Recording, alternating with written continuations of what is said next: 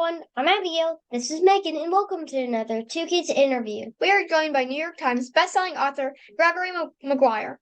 Mr. Maguire has written many children's books, including Leaping Beauty, The Hamlet Chronicles, the New York Times bestselling book Press Watercress, which came out last year. Mr. Maguire has also written many books for adults, including Lost, Mirror, Mirror, Ugly Stepsister, After Alice, and of course, the four-book New York Times bestselling series, The Wicked Years, which starts with Wicked, the life and times of the Wicked Witch of the West. That book got adapted into the Broadway musical Wicked, which has been running now for over 20 years and is the second highest grossing show in Broadway history, which I saw on Broadway this past April. The show is now being adapted into two movies. The first, which comes out next year. Mr. Maguire continued his stories in Oz with the Another Day trilogy. The third book in the trilogy, The Witch of Marquor, can be pre-ordered now and comes out October 10th. Thank you so much for being with us today. Well, thank you for having me. I'm delighted to be here. How much of what you do starts with the words, "What if?" Oh, that is a very good question. I think while I've heard that many stories begin with what if, I think I have a slightly different diving board that I use in order to jump into the great splashy bath of a new story. And the diving board is not so much an intellectual question like, what if everything except for peanut butter floated in the air? And if you wanted to eat peanut butter, you'd have to get down on your hands and knees and eat it off the floor like a dog eating a spilled piece of mozzarella pizza.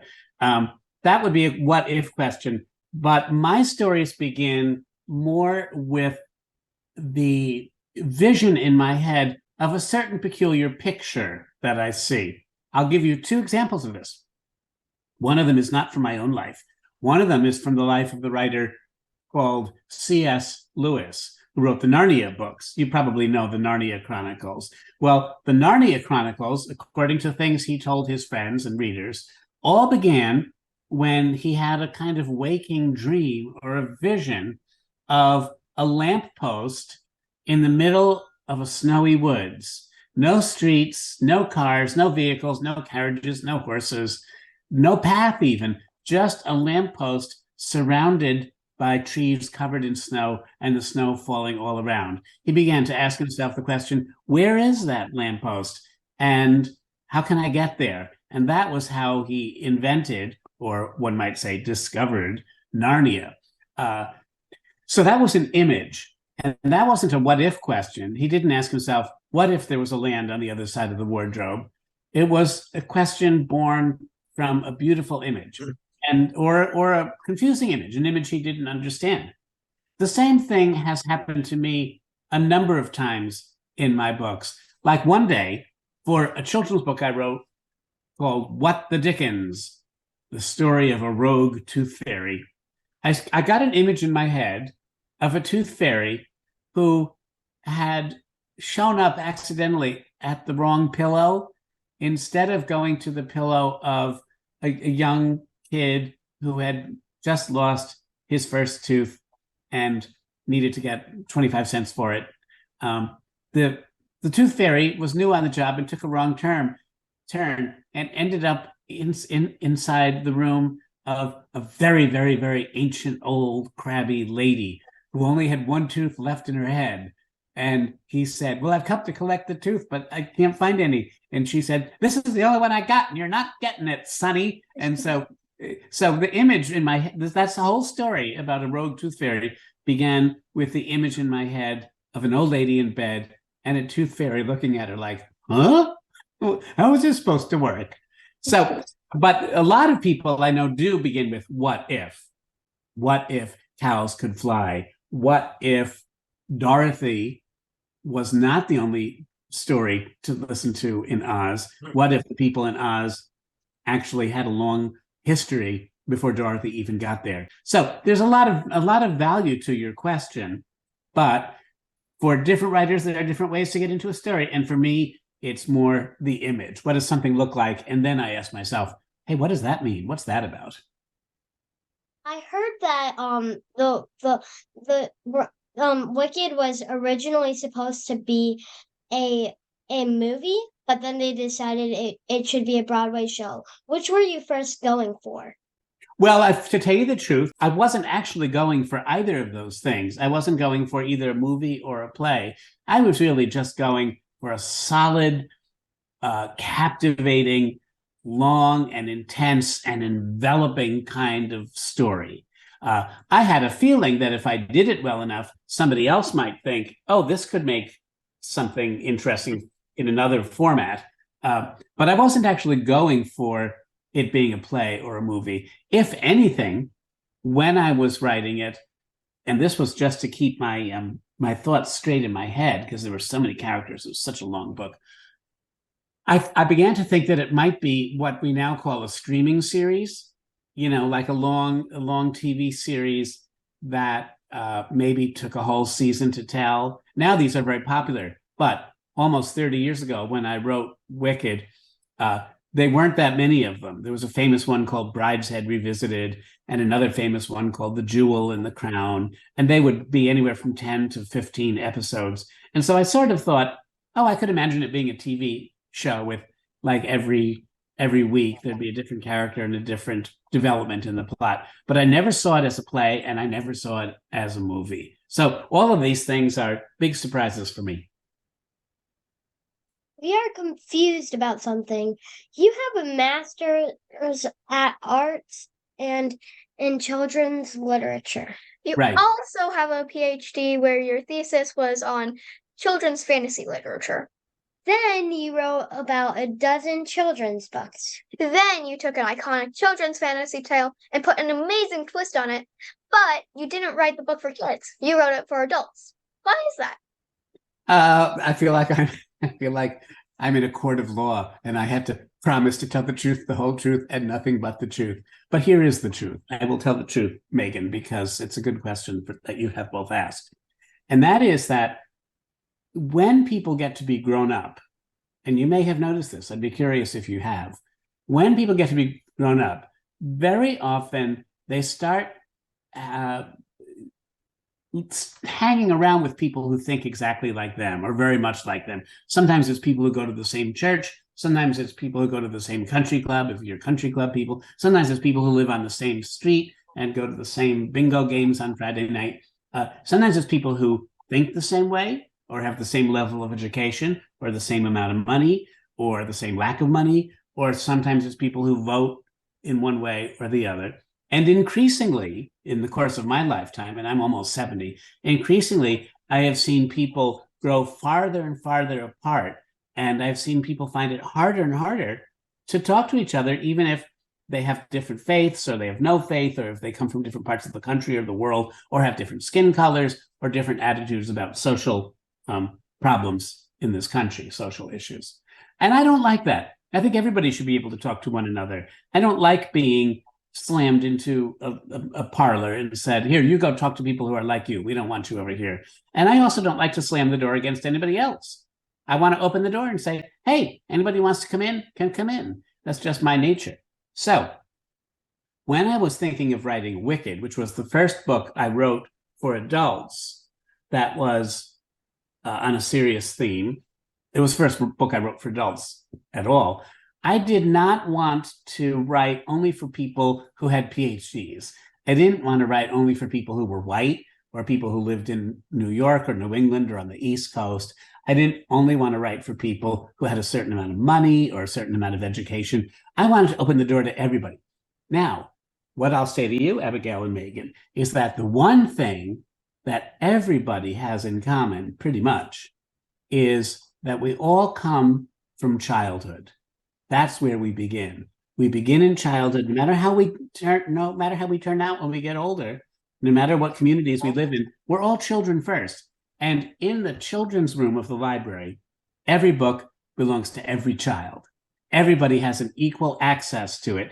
And kids do not yet separate themselves into camps and tribes and cliques and clubs and us and them. And so I thought, if I want to write a book, I want everybody to be able to read it. So I'm going to use the one universal language we still have, which is the language of children's story.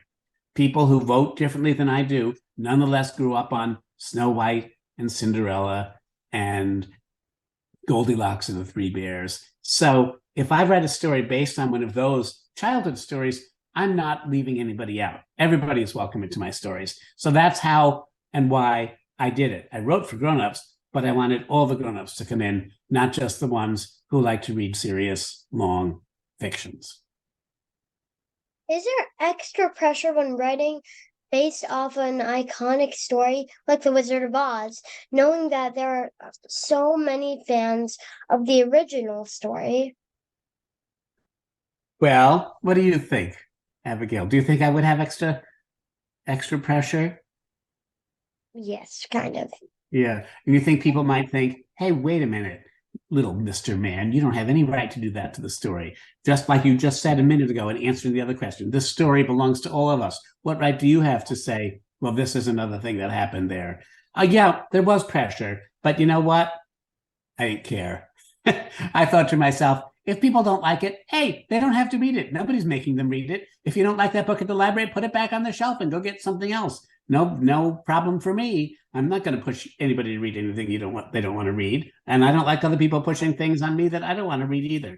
It's a free country and I can make my own choices. So I was a little bit nervous. And indeed, to be honest to you, Abigail, one of the first reviews of Wicked, almost all of them were knocked out of the ballpark.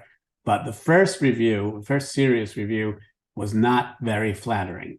And I think this reviewer really thought I had no business writing a story that perched on the back of a story that belonged to everybody.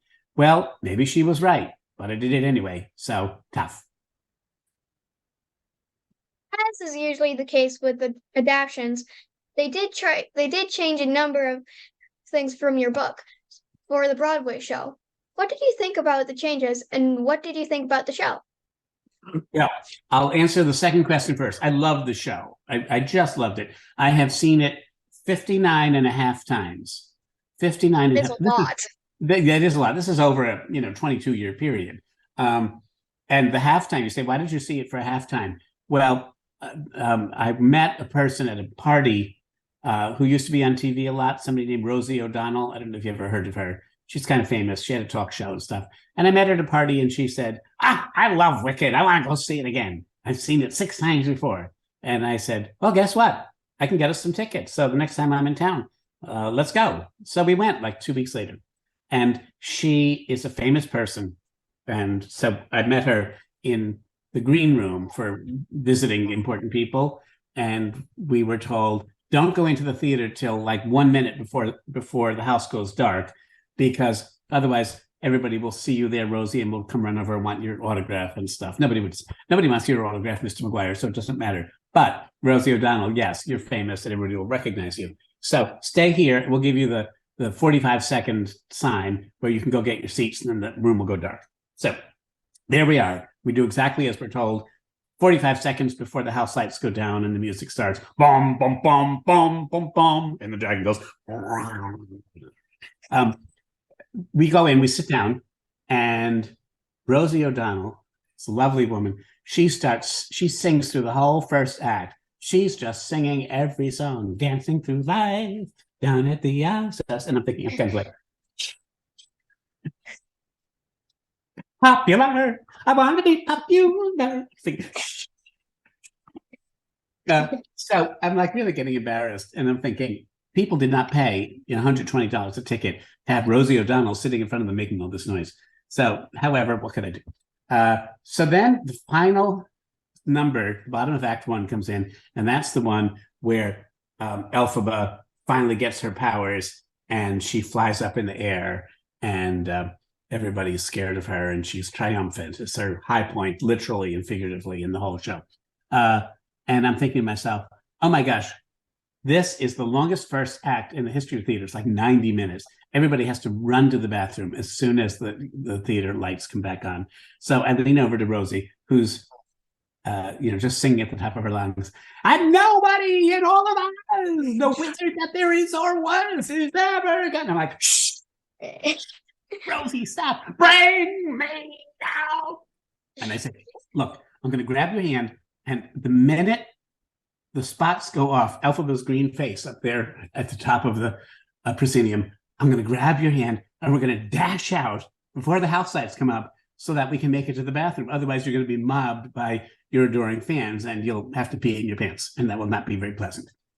So she says, okay. And so soon as the house lights go, the spot on Elphaba's green face goes off, and everybody screams and claps. I grab her hand. We run up the aisle. We run out the door into the lobby. We tumble down the escalator because there are restrooms on the bottom floor too. And we run across the street to a bar. And we decide to have a drink instead of going back for Act 2 because she has already seen it 6 times and I have already seen it 58 and a half times or 58 times. So that's how there's a half number in that number. That's why my brother didn't come with me and my mom to the show. We knew he'd sing Defying Gravity at the top of his lungs. Oh, no. Oh, how old is he? He's 8. Oh, he probably would sing Defying. And you know what? I think people around him might have punched him down into a bloody pulp under his seat. Shut up! So it was probably wise that you left him at home. But when he's a little bit older, he'll be able to go, I hope. Soon, your story will be a novel and a show and a movie. I think it should also be adapted into a graphic novel for kids around 12 and up. Will you please do that? Oh, you know what? Abigail, I have been trying for some time to get the publisher to turn Wicked into a graphic novel. And for the longest time, they have said no. I mean, I've been trying for about 15 years. And just now, they seem to be changing their minds. I actually gave up on the idea. I finally said, look, I'm getting old. I can't keep fighting this fight. I'm convinced it would make a good graphic novel. But the publisher didn't want to put the money into it. But now I think they finally realized that with a movie going to come out next year, maybe, I hope, then it's about time to get the graphic novel around onto the bookshelves too. It is about the wonderful Wizard of Oz that has kept the public's interest for over a century.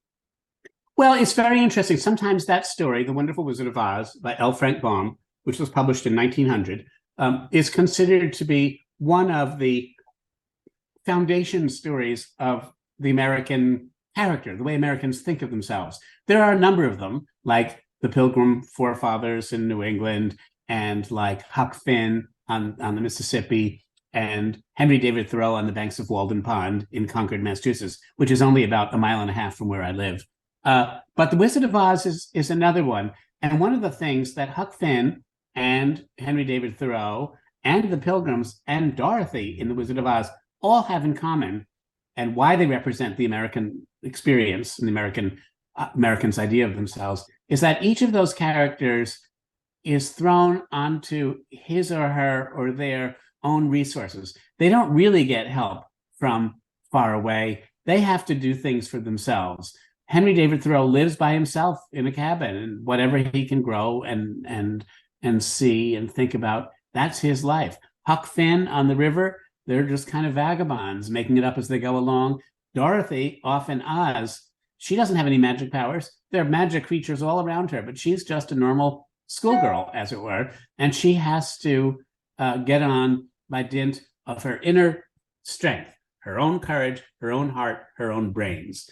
And that really is how Americans think about how we founded the country, even though the country we founded, as we are well aware, was already inhabited by other people when we got here. But that's how the colonists and the settlers considered what their job was. Even the Yankees. The Yankees had the divine providence of God to support them. They fervently believed, but they still had to do it for themselves. And so I think Dorothy is like Henry David Thoreau and like Huck Finn and like the Puritans, and that she has to do it for herself. And unlike all the others, she's a female. So she's like, according to the terms of the time, she had a strike against her because she wasn't even a boy. She was just a girl. And so the fact that she was so courageous and so successful in surviving her wonderful adventures was another way Americans had of saying, we aren't like everybody else. Girls in America can do things the way girls in royal families back in Europe or girls on farms maybe can't. Girls are strong in America. That's what we like to think. That's what has become true. And I think that's why it has lasted so long as an American story. You weren't allowed to watch much TV as a kid. If you were allowed to watch more TV, do you think you would have still written as much or have a passion for writing at all? I think I would have some passion for writing, even if my parents had been less strict. The thing is, both my father and my mother were writers. And so they cared about reading and about newspapers and about poetry and about stories. They also cared about language, interesting words, and the correct use of grammar so that ideas could be communicated cleanly and could be well understood easily. So I think that would have been true anyway. But as it happened, they were a little bit, we didn't have much money, but they didn't have much use for, Leave It to Beaver and, Lucille Ball and sort of silly sitcoms. They thought we should be paying attention to words on a page. And in a way, I'm glad they thought that. Whenever my mom makes a mistake, I always try to correct her grammar. And how does she feel about that? Honestly, I don't really know. Sometimes she laughs. Sometimes she laughs, and sometimes she's right. And once in a while, you might think you're right, but actually she was right in the first place. And then she gets to correct your grammar, and then you can both just snarl at each other across the kitchen table. When you're writing a book, how much do you have to change your mindset when writing for each character in the book? I have to change my mindset quite a bit. And one of the ways that I do it, for instance, I don't have any of my books right here, sadly, or luckily. Sometimes if I have a book with, say, 10 main characters, sometimes I'll even cut out pictures of people in magazines and newspapers who look sort of like them. And I'll glue them up onto the wall behind my desk so that I can keep them straight. Or another thing that I have sometimes done is cast them in my mind with famous actors and actresses and say, okay, pretend this is a movie and who's going to be Glinda? Well, I would never have been able to guess 30 years ago that it was going to be Ariana Grande, because 30 years ago, Ariana Grande wasn't even born. So I couldn't have guessed that. But I might have guessed some famous young actress from back then. And that is part of how I keep the characters straight in my head. I try to give my characters different ways of speaking so they don't all sound like each other and so they don't always sound like people in books. But some of that you can't help. People in books do tend to sound like people in books. What is your process when putting a story together? Do you decide the end before the middle, or do you put it together in order? Well, here's what I do. I always settle on a question, but I rarely resolve the question of what's going to happen in my head until I get to the pages that I'm writing. For instance, behind you on your bookshelf or your desk or the windowsill is a copy of Wicked. Well, I knew where Wicked was going to start. This lady was going to have this little green-skinned baby, and the story was going to start with a green-skinned infant, which doesn't happen in The Wizard of Oz, but that's how it happened. And I knew the story was going to end pretty much where the story of The Wizard of Oz ends, with Dorothy splashing the witch with a bucket of water. But whether that would be the actual end, or just seem to be the end, or whether the bucket of water splashed by the witch was done in quite the way that the Wizard of Oz tells it, that it was, in the book The Wizard of Oz, Dorothy is angry at the witch and throws a bucket of water at her and melts her. In the film The Wizard of Oz, the scarecrow is caught on fire and Dorothy is trying to rescue him, but accidentally splashes the witch. So it's an accidental murder. It's a first-degree murder because it's an accident. But I thought, well, Dorothy could still splash the witch, but it might be for a different reason. And in fact, which is something that does not happen in the play. And I'm sure, and I sort of hope you haven't read Wicked, the book, because it's too long and it's too much for grown-ups. But in fact, not to give too much away, what happens at the end of Wicked is the witch she's kind of gone berserk. She's kind of gone bonkers. She's crazy. And Dorothy's arrival at the castle, it just makes her feel horrible.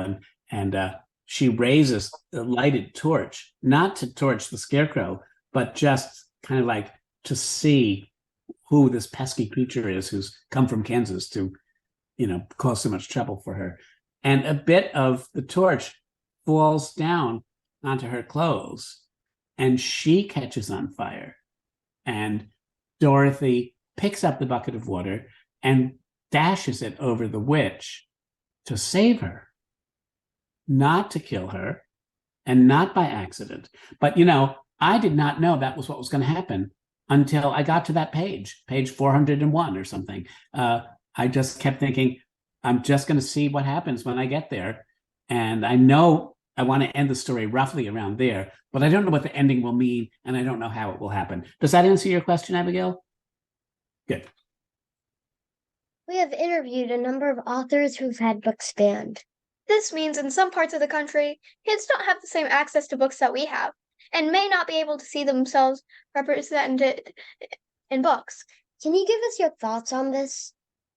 Yes, I think it's a rather cowardly behavior myself for adults to ban books for children. I think one of the things it suggests is that adults have no confidence in children, and they don't have any confidence in the job of child rearing that they're doing. The job of child rearing is not to lock a child in a cage so that nothing can happen to it.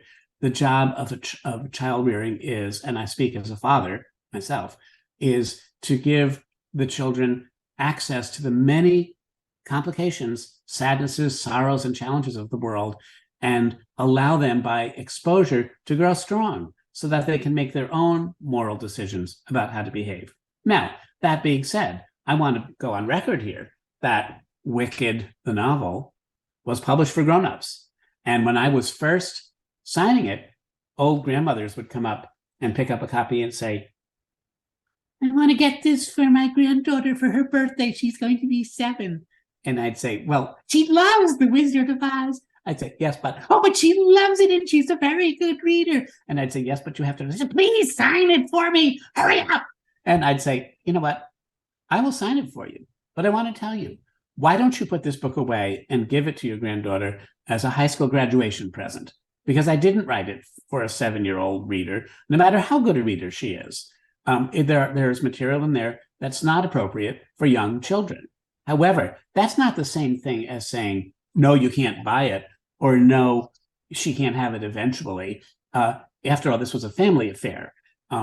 So I do not believe in restricting readership, and I do not believe in taking books off shelves because they might accidentally give an idea to somebody who is learning to read and learning to take ideas on board. Children are strong, they're resilient, they're brave, they're competent, and they're intelligent. And I say, let's trust them to be so. What writers have had the most influence on your work? Well, did you ever hear of a book called A Wrinkle in Time?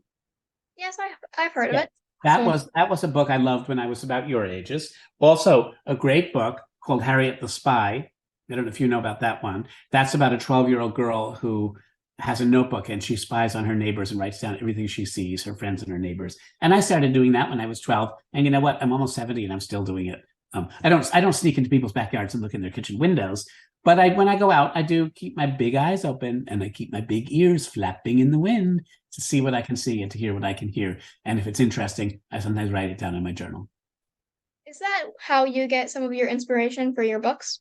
I'll never swear to that in a court of law, and you can't make me. What advice do you have for kids who want to write?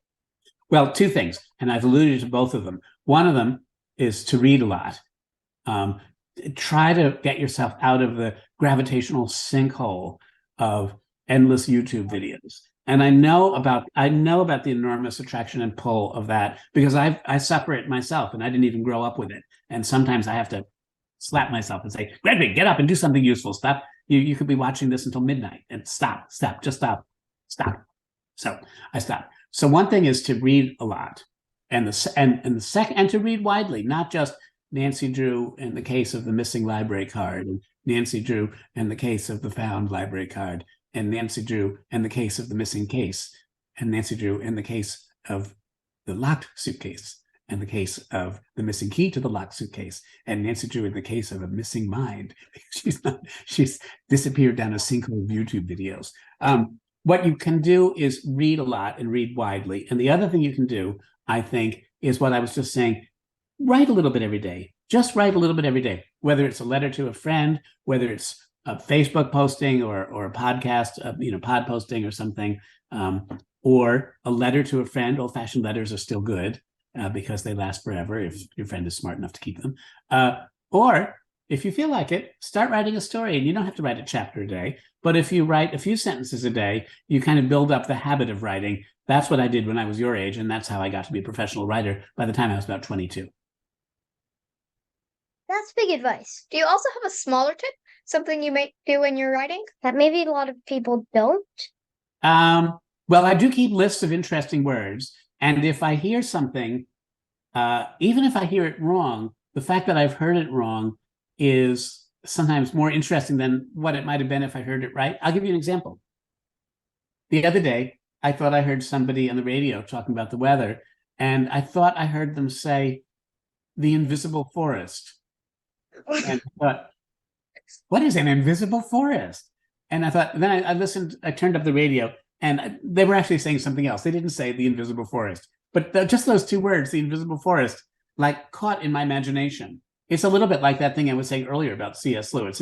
It's an image. Well, it's an image that you can't see because it's invisible, but it's still an image in your head. And so I think training your mind to stop and notice curious things that catch your attention is a really good way that writers begin to be writers. Imagine if Charlie Brown was there. Imagine if Charlie Brown was in the invisible forest. Yeah. Yeah. Then there'd be an invisible ghost of Lucy Van Pelt with a suit with a football, ready to swipe it away. He'd go to the invisible forest and kick at nothing and fall on the ground anyway. As we mentioned earlier, The Witch of Miracle comes out October 10th. Can you tell us about a project you are currently working on now? Well, yes, I can. But it's at very early stages. And it's something I have never done since I was about 14 or 15. And that is that just for fun, I am trying to write a play. I've never written a play. I've written 42 books that have been published in the last 42 years, roughly. But I'm writing a play, and I don't know, it's going very slowly because I don't know what's going to happen. Like every time one character stops talking, I think, well, what's the other character going to say? And sometimes they don't speak for several days. So I'm just like sitting there, walking around, doing the vacuuming, making dinner, paying my bills and thinking, well, when is the other character going to open his mouth and say something? And suddenly they might open their mouth and say something like, the bus I took to work today went through the invisible forest. It's like, what? What? Now we're onto something. What is that all about? I don't know. So I have to write some more to figure it out. Writing a play can be really hard. But does the play have a title, or is it in like the still planning and not in the title stages? Well, it has a title. In fact, the title came first before I knew what it was. And maybe in the end, I'll write the whole play and then decide, no, this really should have been a novel. And I'll turn it around and turn it inside out and cut it up and turn it into a book. But the play is called Heaven's Daily. Now that's heavens, the possessive, like heaven apostrophe S, Heaven's Daily. It could mean what heaven owns, that is daily, or it could mean heaven is daily. Heaven happens every day. You don't know. Heaven's Daily, comma, free with small coffee. Heaven's Daily, free with small coffee. So you think to yourself, what's that about? That doesn't sound very interesting to me. And maybe it isn't, but Heaven's Daily is the name of a very small newspaper put out in the living room of a business on a harbor town on the coast of Maine. And when the play opens, it's been raining for some days, and everybody shows up at the office, which is just a living room, taking off their raincoats and slickers and talking about, is the rain ever going to end? And that's where the play starts. And where it goes after that, I don't know. Finally, it's time for Turbo 10. 10 rapid fire questions. Are you ready? So, yes, I think I'm ready. Okay, number 1. What's your favorite phrase to use? My favorite phrase to use. These people. Number 2. What is one subject you'd love to learn more about? I would love to learn more about philosophy, which is the study of thinking and how we think. It's not just the study of what has been thought, but it's also the study of how the human brain works. Number 3. What is your go-to snack food? My curried cashews. Are you both thinking to yourself, yeah, they're really good. They're really good. They're not too curried. Number 4. What was your favorite book growing up?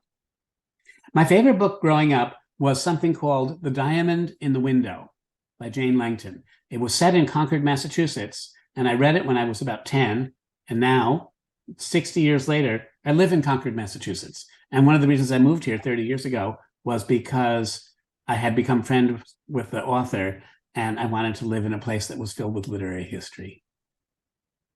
Number 5. If you could teleport somewhere right now, where would you go? Well, I couldn't go visit my younger son because he's at boot camp in South Carolina and he's not allowed to have company. So if I went through the invisible forest and got to boot camp, I think I'd probably be put in boot camp prison. So instead, I will say I would go to Greece because I'm part Greek and I love Greece. Number 6. If you could have one superpower, what would it be? Singing better than I do. I sing a little bit, but I had a throat operation this year, and the little bit that I could sing is eroded a little bit by my throat operation. So I love to sing, and I wish I had a beautiful, beautiful voice. I had an okay voice. I have an okay voice, but nobody would pretend that it was beautiful. Number 7. What was your favorite cartoon as a kid? Excuse me. We weren't allowed to watch many cartoons, but we could watch on Sunday mornings a series called Rocky and Bullwinkle. Did you ever hear of them? I have not. Same. It's an old. They were made in the 1960s, and they were kind of parodies of other stories, sort of like what I do, like in Leaping Beauty. They were sort of parodies, and they're very funny. They're worth looking up. Number 8. What's your favorite rainy day activity? My favorite rainy day activity is going down in my basement and looking around and thinking everybody else in the town of Concord has 4 feet of water in their basement, and I don't, because I have a really dry basement, and that makes me feel very good about myself. Number 9. If you could have any 3 dinner guests, who would they be? Oh, wow. Well, I'm not going to beat around the bush here. If the New York Times ever asks me this question, I will answer them the same way that I'm going to answer it to you. I would have the poet Emily Dickinson, and I would have the writer Virginia Woolf, British writer, and I would have the American singer from the 1960s and 70s named Laura Nyro. And why would I have those 3 women? Because each one of them was an inspiration for my character of Elphaba as she grows up through the novel of Wicked. Laura Nyro, wonderful singer with a 3.5 octave range, was Elphaba when she was young. Virginia Woolf was Elphaba when she was intelligent and philosophical. And Emily Dickinson was Elphaba when she was old and in the castle and wanting to be a recluse and not see anybody anymore. Finally, number 10. What's the best piece of advice you were ever given? Best piece of advice I was ever given was given me by somebody who spoke in that book I was mentioning earlier, Harriet the Spy. In this story, in this scene, somebody says something to Harriet that she doesn't understand. And like, just something simple, like let's say it was about evolution, just to pick a subject. It wasn't evolution, but and Harriet says, evolution, what's that? But then the next line is the piece of advice. The next line said, Harriet never minded asking about things she didn't understand. So what, she thought, I can always learn. And that piece of advice about asking questions about what you don't understand, being brave enough to ask them, being brave enough to say, I don't know what that is. What is it? Tell me about it. That's something, this piece of advice I took when I was about your age, but I wasn't really able to practice it until I was about 10 years older than you are. I kept my big mouth shut if I didn't understand something because I wanted people to think I was smart. That's not particularly smart. If you don't understand something, own it and say, hey, I don't know what you're talking about. What is that? What is evolution? What is an invisible forest? What is Rocky and Bullwinkle? Anything you don't know about, ask about. And I'll tell you, that's a piece of advice that has made me a much stronger person, a stronger thinker, and a better writer and a better parent my whole life.